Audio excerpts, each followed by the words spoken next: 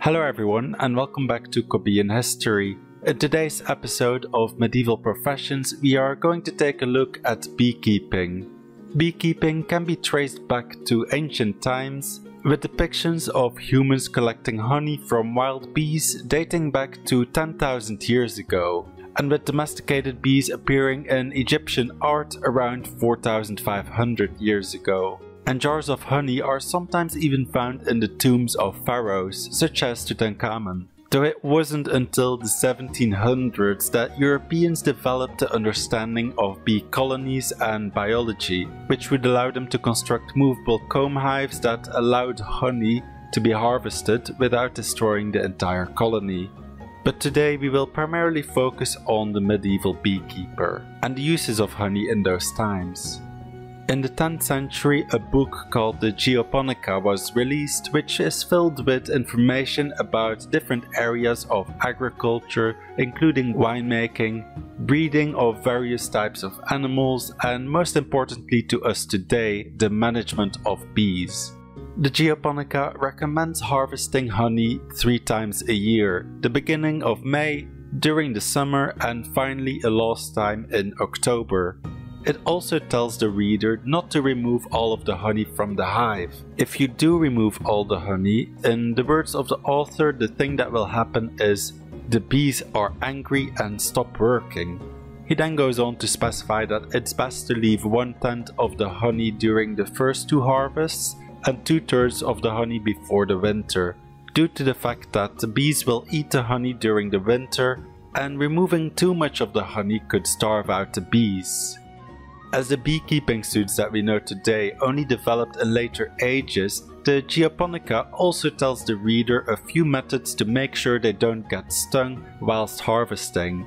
The methods include using smoke from cow dung, smearing yourself with the juice of a wild mallow and then use it in a complex recipe, quoting, "Take flour of roasted fennec leaf, add the decoction of wild mallow with olive oil so that it has the consistency of honey, anoint the face and bare skin with this thickly, take it into the mouth and blow into the beehive 3 or 4 times.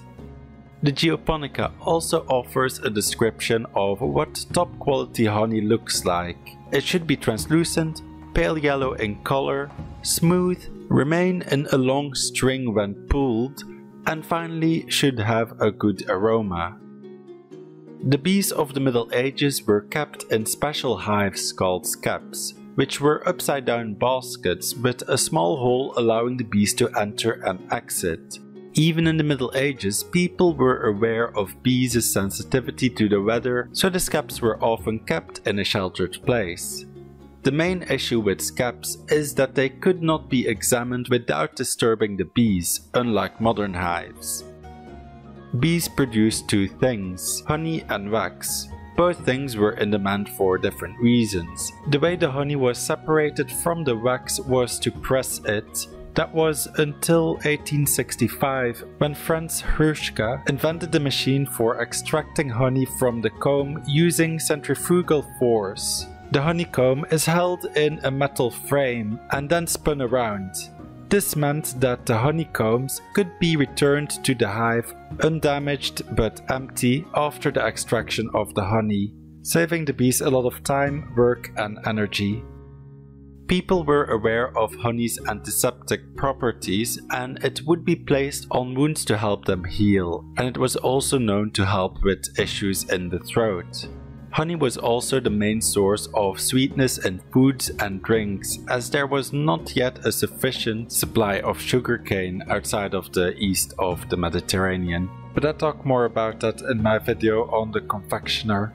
Honey could be used to flavor ale, wine and add sweetness to porridge, which was a staple food for many at that time. Monasteries even used fermented honey to create beer, which is known as mead. Honey is said to last forever due to the presence of hydrogen peroxide as well as its acidity and lack of water.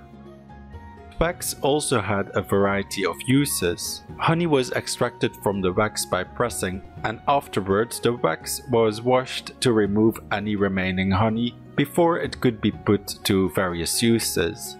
Wax is often considered to be more important than honey, with one of the most popular uses for beeswax being in candle making, as it gives a pure light and is odorless compared to tallow candles, which were cheaper. But this I have already covered in one of my previous videos about candle making. Wax was the most valuable product from beekeeping, and due to this, it was not uncommon for skeps to be stolen. Many manor houses and monasteries kept bees, but they often could not collect enough wax, so wax was often imported into England to meet the demand for candles by royalty, nobility, and the church. Another use of wax is for the king and his nobles. They mixed it with a resin, melted it, and attached it to documents. Then they put their seals onto it to show they agreed with the document. And finally, a few other uses for beeswax include sewing, as it could strengthen the threads, polishing metal and leather armor, as well as polishing wood after being mixed with mineral oil. So thanks for watching, and thanks to my patron Bishop King who voted on this topic. If you are interested in supporting me like Bishop King, you can also check out my Patreon page linked in the description. On screen right now as well, you can find the link to my medieval professions playlist, as well as my video on candle making and confectionery.